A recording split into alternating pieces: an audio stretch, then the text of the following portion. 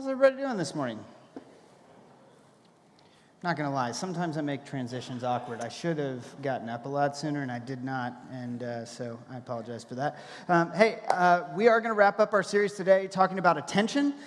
So in week one, 3 weeks ago, we started out by talking about how our attention is incredibly valuable. And so even to the point where our attention is monetarily valued at $815 a day, that is being spent actively on capturing and holding your attention. And so advertisers, marketers are spending that amount of money every single day to capture your attention. Why? Because your attention is incredibly valuable, and they know that if they can get a hold of your attention, they're going to get your money, right? That's like a thing that is just true. And because our attention is so valuable to marketers, we talked about the fact that if our job as followers of Jesus is to be bringing heaven to earth, that perhaps God would say, hey, you think of this as like $815 worth of a day worth of value, but the reality is it's actually far more valuable than that. If our job is actually to be bringing heaven to earth, then how much more important is our attention? How much more valuable is our attention? So week one, we said, inattention to our attention will lead to distraction from the life that we were created and designed for. Another way to say that would be, if you don't manage your attention, somebody else will, and bad news, somebody else already is. Lots of people are trying to manage and manipulate your attention. Last week, we talked about how worry is something that co-opts our attention and keeps our attention focused on things that maybe we wouldn't actually want to be focused on in light of what it is that we want our lives to become. And so we talked about the fact that, man, when we get really keyed in on worry, it kind of comes back to two primary things, right? The first being, will I have enough?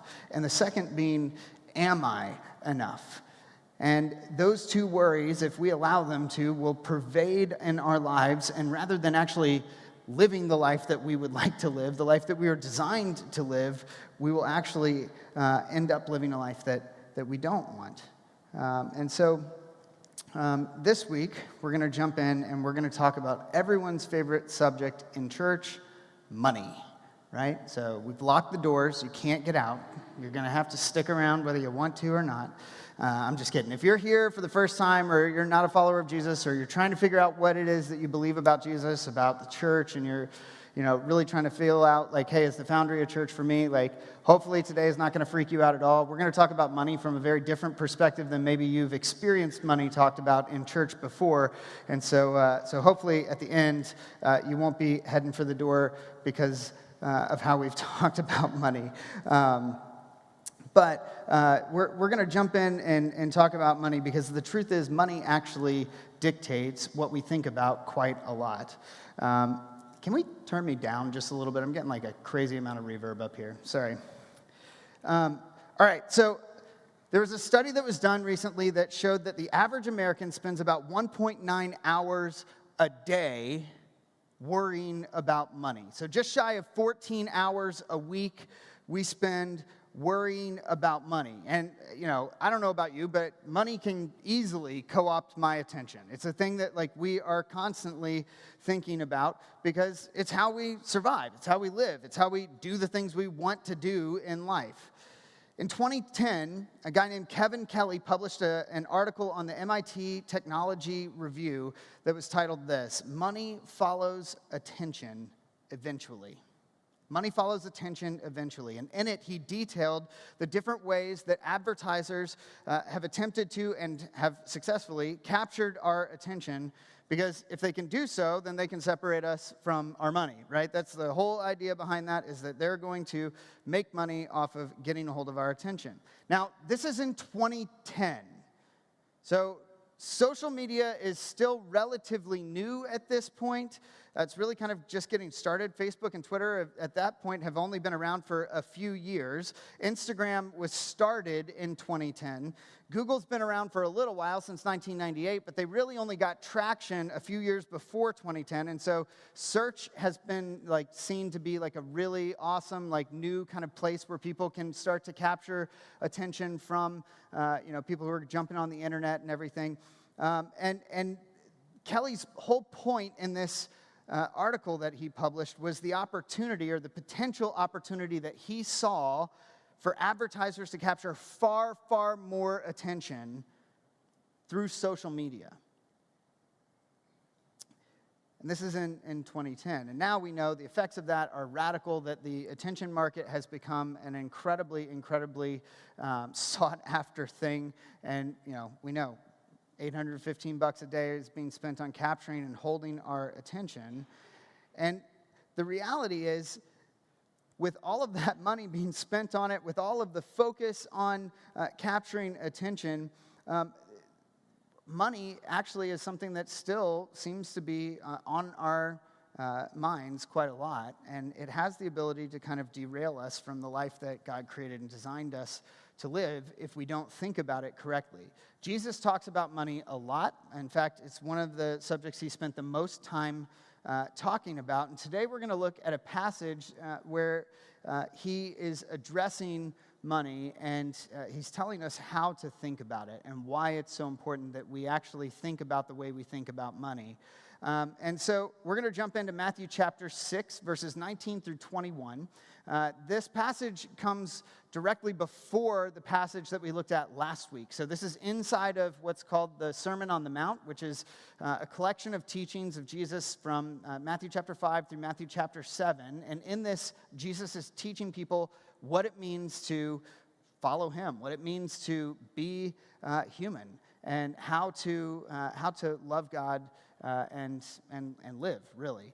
And so Matthew chapter 6, verses 19 through 20, Jesus is going to talk about money, and then our passage from last week about worry comes right after that. So, in Jesus' teaching, we're doing it backwards a little bit, but Jesus is kind of like, hey, more money, more problems. It's kind of like, the flow of his message. We're gonna land on money instead of starting there. But it's definitely a thing that he recognized was on our hearts and on our minds as humans. So Matthew chapter 6, verses 19 through 21, it says this. Jesus says, "Do not store up for yourselves treasures on earth where moths and vermin destroy, where thieves break in and steal.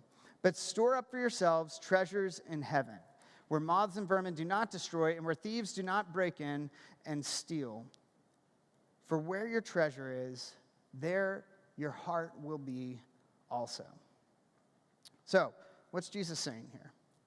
Verses 19 and 20, he starts out by saying, hey, don't bank on stuff, right? Don't lean your life against stuff.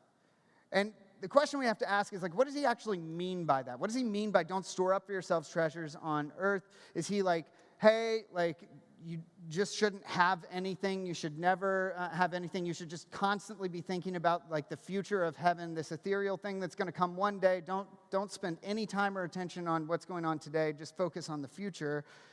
Or is he saying more than that? And I don't know about you, but if you've done any time in church, I've heard that. That we're supposed to just be thinking about heaven one day, someday. But if that's true, it's kind of contradictory to the way Jesus actually lived, right? Jesus spent a lot of his time with people.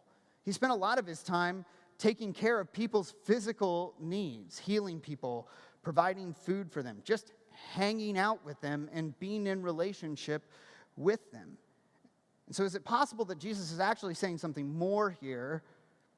That he's saying, hey, it's not a bad thing to be invested in the physical, in the presence, in what we see around us presently.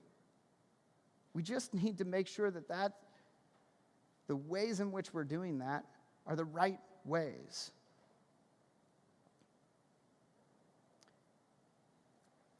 He's not saying don't think about this life, only think about the one to come. He's saying invest in things that matter. Invest in things that last throughout all eternity.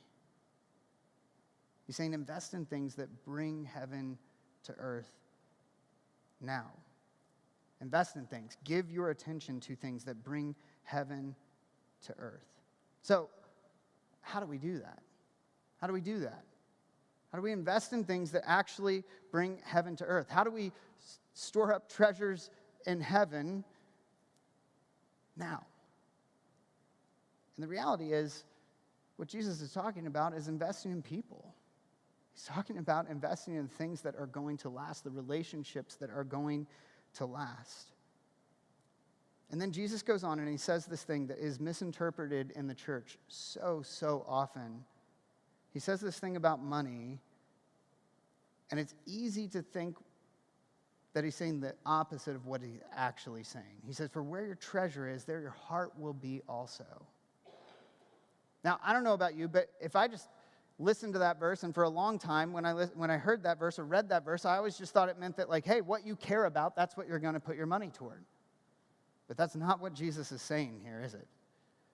Jesus is saying, where your treasure is, that's where your heart is going to be. What's your heart? Your heart is what you care about,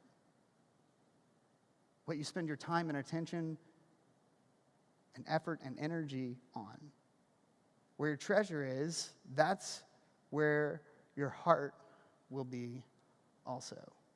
Now, this may sound like an incredibly simplistic look at this verse, but the reality of it is, like, it's true. Like, I've experienced this in my life, that where I invest my dollars, my heart goes in that direction.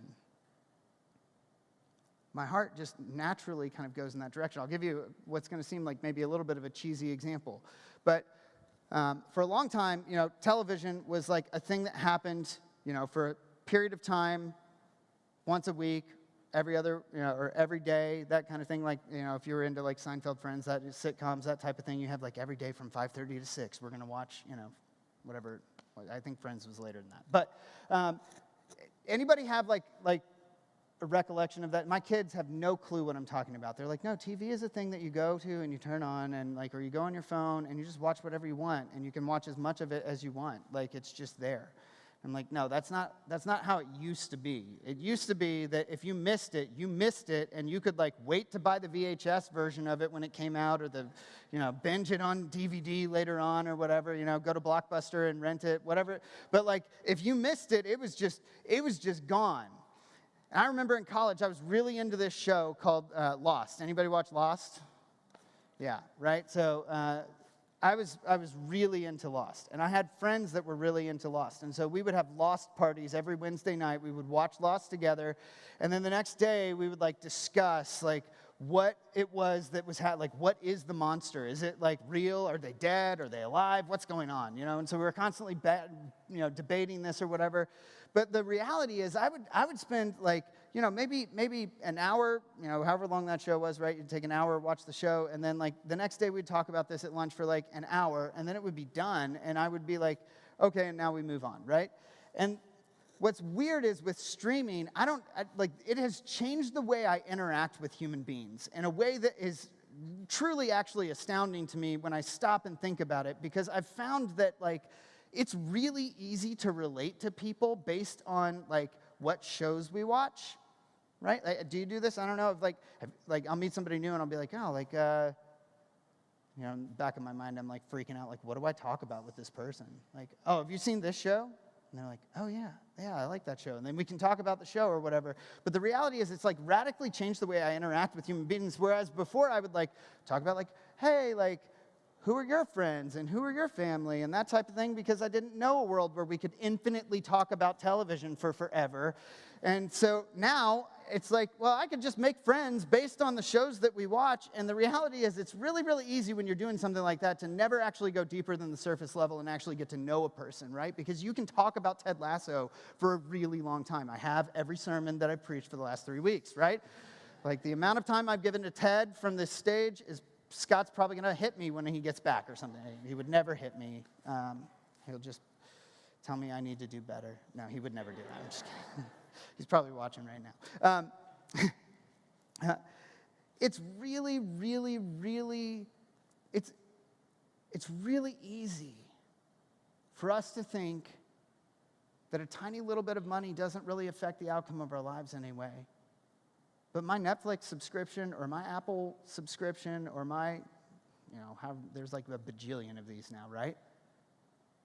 Have actually dramatically impacted my life.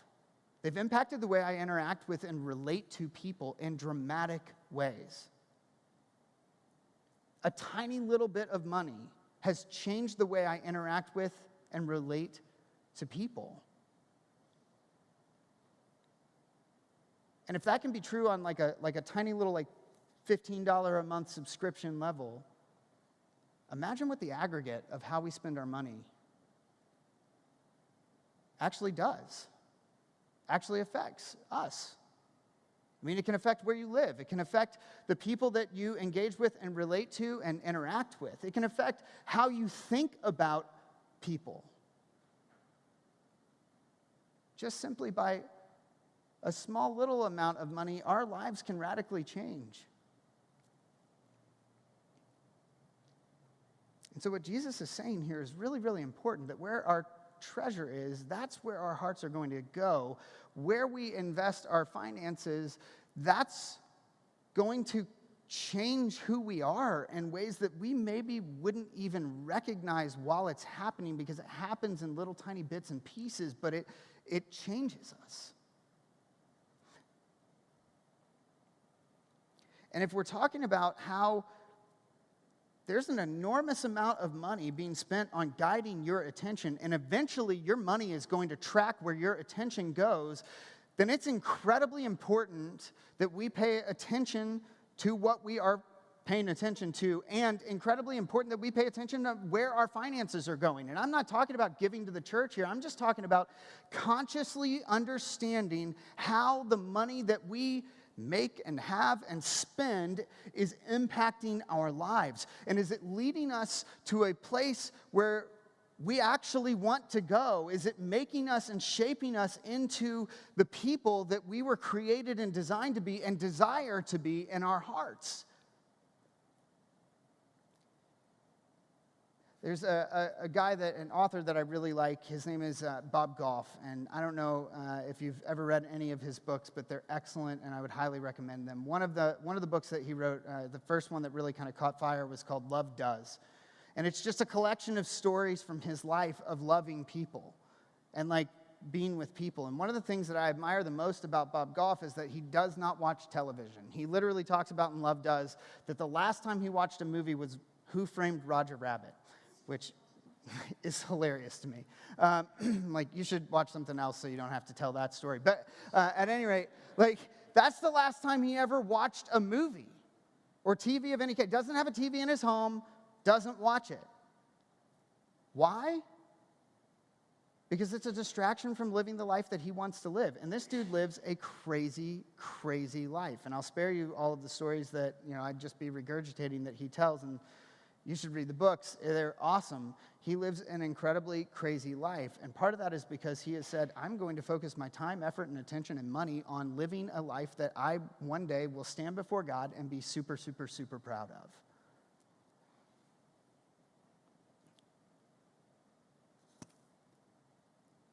And that's what Jesus is getting at in this passage. He's saying where your treasure is, that's where your heart's going to go. It's going to go there, and whether you recognize it or not in the moment, it's going to lead you to a life.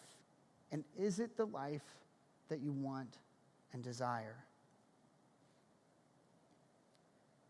This past week, my parents celebrated 43 years of being married.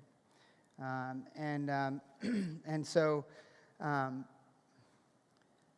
we did a vow renewal ceremony for them. And so they were married in St. Anne's Church in Annapolis, so the church on Church Circle, if you've ever been to Annapolis, 43 years ago. And so we did this vow renewal at basically the exact time they were married 43 years before. And so it was this incredibly, incredibly beautiful thing. And the reason you might be wondering, why 43 years? That's, I don't know what, like, I don't know any of the like anniversary things or whatever, like the gold, the silver, the diamond, platinum, grass, whatever it is. I don't know, green, yellow, red, whatever it is. I don't know any of them, but I know that 43 probably isn't one of them, right? It's not like one of the ones that you're like, hey, that one, like this is really, really important. 43. It's not nothing. I'm not saying that. It's just, it's not 45. Certainly not 50. But the reason that we did this vow renewal is because my dad planned it as a surprise for my mom. And the reason that he planned it as a surprise for my mom is because in March he was diagnosed with multiple myeloma, which is incurable blood cancer. And so he wanted to do a renewal of their vows because, the future is uncertain. And so he called his best man and her maid of honor and had them there and brought in our family and my mom had no idea that this was happening, or at least she says she had no idea. I don't know the truth yet, but I don't think she had an idea. So brings in all these people, plans this whole thing.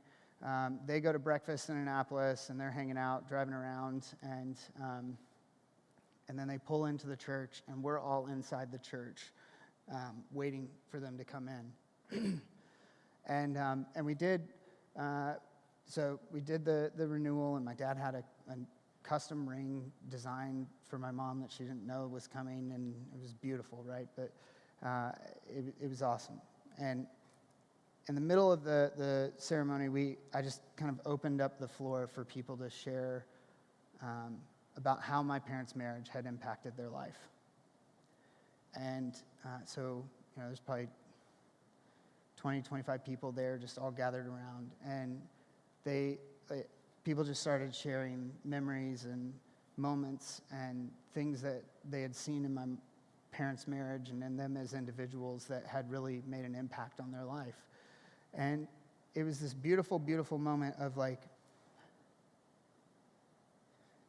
stopping and reflecting on what really matters. And getting to hear how my parents, who are incredible people, have invested in people, in relationships, have loved them well, and what an incredible impact that made on how heaven had come to earth because of the way that they had lived in relationship with people and loved people well. And as we were going through that ceremony, I was thinking about this morning, and I was thinking about the way in which, honestly, I was just thinking about when I stand before Jesus one day, I don't want to tell him about Ted Lasso. He already knows. He's watched it. He knew before it came out.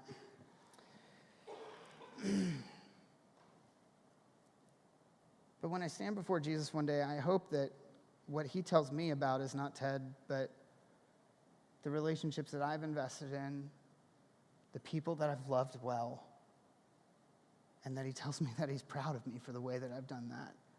And it was like a really incredible and beautiful moment for our family. And it was kind of a wake-up call to me of like, man, like, it is so important how we live. It is so important.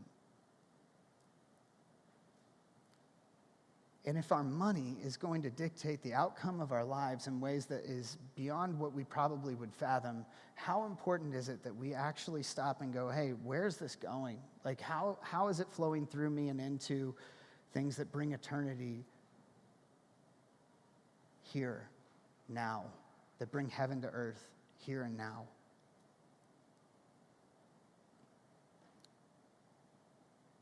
And so as we wrap up this morning, I want to read to you the words of a song by a guy named Andy Grammer. I would highly recommend you. This is actually kind of like a spoken word piece that he just released a few weeks ago.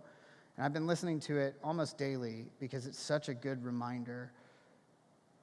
It's called "I Need a New Money," and it's, yeah, I'll just read it to you. It's a really cool way to kind of stop and think. It says, I'm not merely okay, I'm sorry. Start over. Here we go. I'm not merely an economic unit. I'm human. How far off are we that can sound confusing? I want to strive for more, but oftentimes I don't know how to. I need a new money that measures my inherent value. What's your salary? What's your rate? What's your hourly wage? What's your position, your commission? How much are you for the day? When we meet somebody new, what's the first thing that we say? What do you do? AKA, how much money do you make? And then we take that information and we sort it in our brains, assess the value, calculate where to put them on the page. The hierarchy of importance, I mean, this is just insane. You're telling me that we've agreed to tie self-worth to what we're paid? You're telling me that we've agreed to tie self-worth to what we're paid? Well, what a grave mistake to make. What terrible advice to take. If the scoreboard counts in dollars, what kind of game do you think we'll play? And then he goes on, he says, I need a new money that measures my inherent value. What if the scoreboard tallied love? What if the stock market valued love? What if your 401k was judged by how much you lifted others up? What if the best we could get was love? What if we were impressed with love? What if the status in class was love? What if it mattered how much you loved? What if money was not enough? What if we worked 9 to 5 for love? What if the point of this life was love? What if the point of this life was love?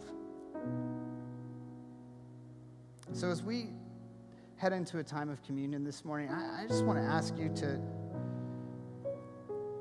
just stop and reflect. Reflect on the things that you're giving your time and attention to. Evaluate, maybe this week. Am I spending my money in ways that are sending my heart to a place that I actually want to follow it? And maybe a next step for that is to say, hey, I'm going to take some time and show up next week and come to serve Sunday or come to serve on Saturday with 10, 12 sports. Maybe it's to be generous, to take a subscription, cancel it, and take that amount of money and point it in a generous way that's going to lead you to a life that you were created and designed for. Just to spend some time reflecting.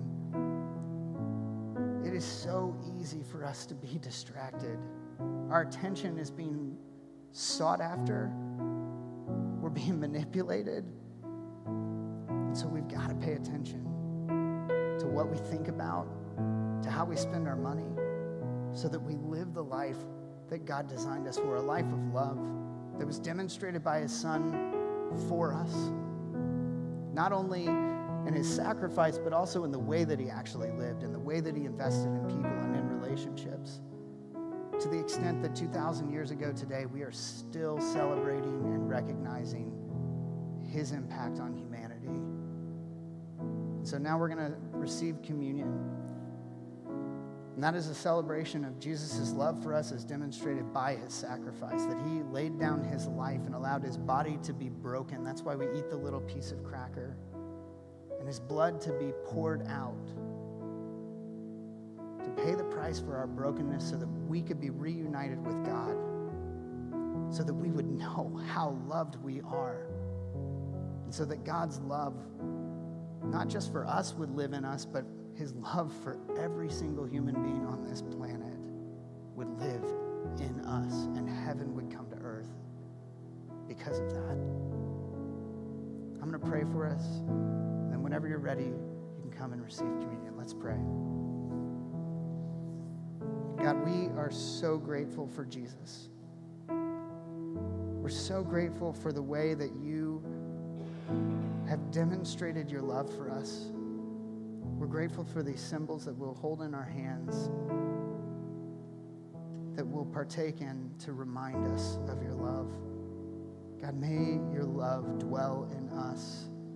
May we know that our value comes not because of what we get paid or who pays attention to us, but because you are attentive to everything about us in ways that we can't even fathom. You love us more than we could ever fathom. pray that we would receive that love and that it would flow out of our lives and into every life that we encounter, every person that we encounter. I ask this in Jesus' name.